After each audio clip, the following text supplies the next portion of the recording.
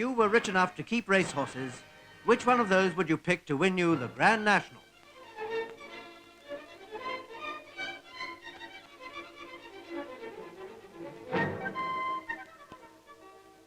Eight-year-old Oxo, exercising here in the competent hands of Michael Scudamore, was the horse picked to do just that. With them is Willie Stephenson, the trainer whose big stables at Royston in Hertfordshire look after the hopes of nearly 30 owners. It was Stephenson who picked Oxo in the days when he was an unknown hunter, with only a couple of point-to-point wins to his credit. Here he comes with stable companion Key Royal.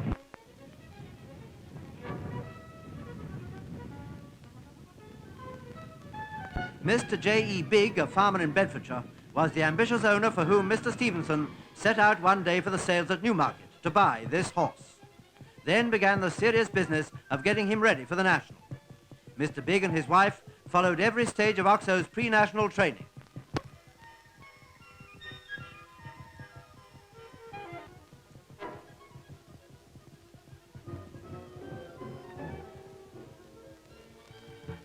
Some people said the price of 3,200 guineas was much too much, but Willie Stephenson had no such doubts. The owner trusted his judgment and was content with what he saw. This was a horse that was born to be king of steeplechasers, but there's no royal road to Aintree. Oxo took the orthodox route from Huntingfield and Point to Point to small wins over the sticks at Lingfield and Kempton.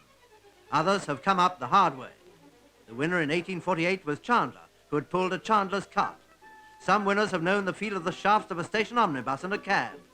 The sire of the winner in 1861 was bought for 7 and 6 pence. What's it cost to keep a steeplechaser at a crack racing stable? Put your hand in your pocket to the tune of 400 to 600 a year, and you'll know.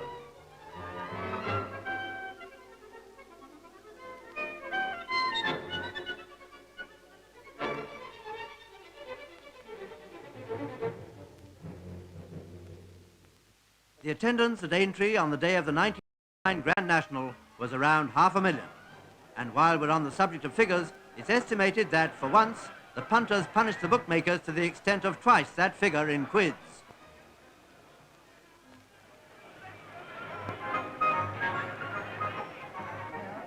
Here's the paddock just before the race.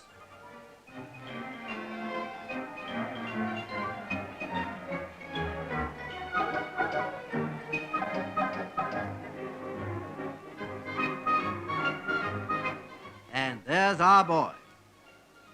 As this is the first time the race has ever been shown in colour, take a good look. Michael Scudamore is again riding Oxo in the owner's colours of green, pink cap and light sleeves.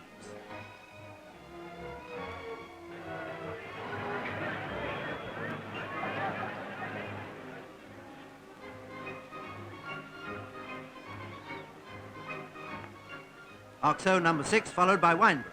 The grey is Maidstone.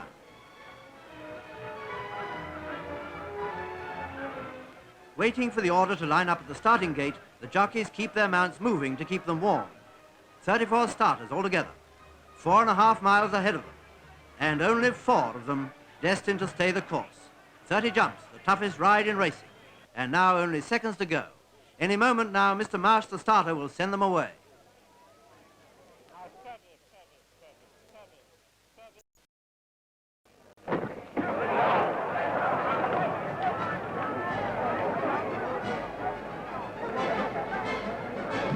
Now our camera travels alongside at speed as they race towards the first jump at Thorn Fence. The going is perfect, and that makes it dangerous because it means they're going fast. The first jump was the last for Nick Atkins and Stop List.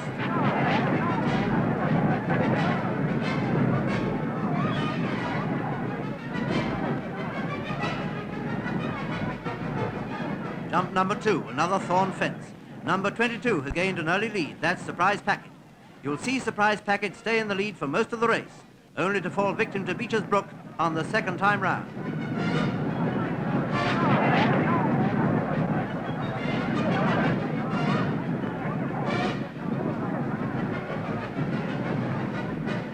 Over on the far side is the mare Tiberetta, one of the most gallant ladies ever seen at Aintree. Tiberetta stayed the course to finish 4th. Last year and the year before, she was 2nd and 3rd. Now they're coming up to Beecher's. and it's here that real trouble begins.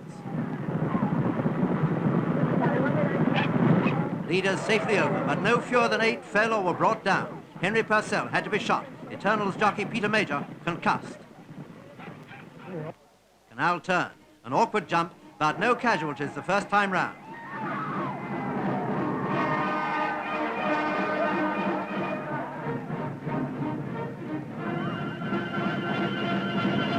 Surprise Packet and Tiberetta leading from Wineborough, Kirstin, Eagle Lodge, Oxo, Turmoil, Mainstown the Grey and Mr. Watt.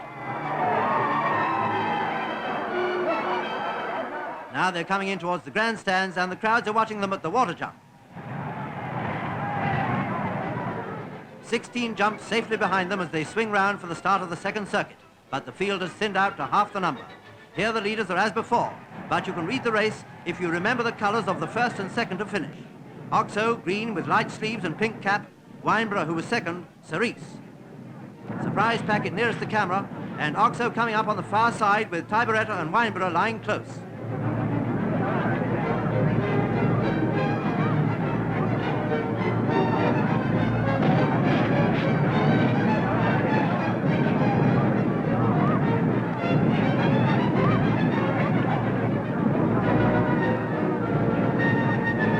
Surprise Packet, Wineborough and Oxo. Coming up to Beecher's for the second time.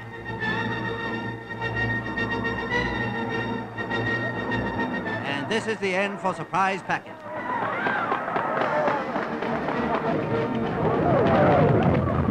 And 5 more, including Kirstin, Irish Coffee and Sultan.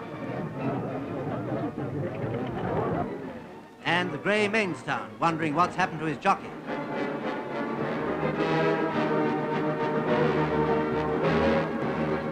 So the race is left to Oxo, Wineborough, Tiberetta, and the previous year's winner, Mr. Watt. We know now that only those 4 finished. And as they come up to jump number 28, keep watching Oxo with jockey in green silk and pink cap. But remember that Wineborough's jockey broke a stirrup iron at Beecher's. One stirrup is worse than none, so he finished the race with only his knees and balance to keep him in the saddle.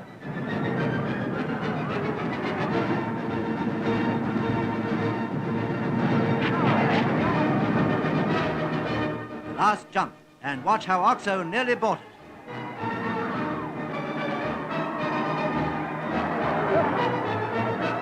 But Mike Scudamore's still safely aboard, and the question now is whether Tim Brookshaw can catch him up on the flat.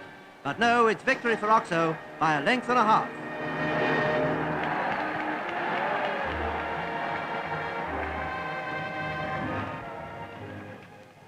With a kiss from the owner's wife, the horse that was born to be King of Aintree goes back to his stable. With a prize of more than £14,000, he's more than earned his keep.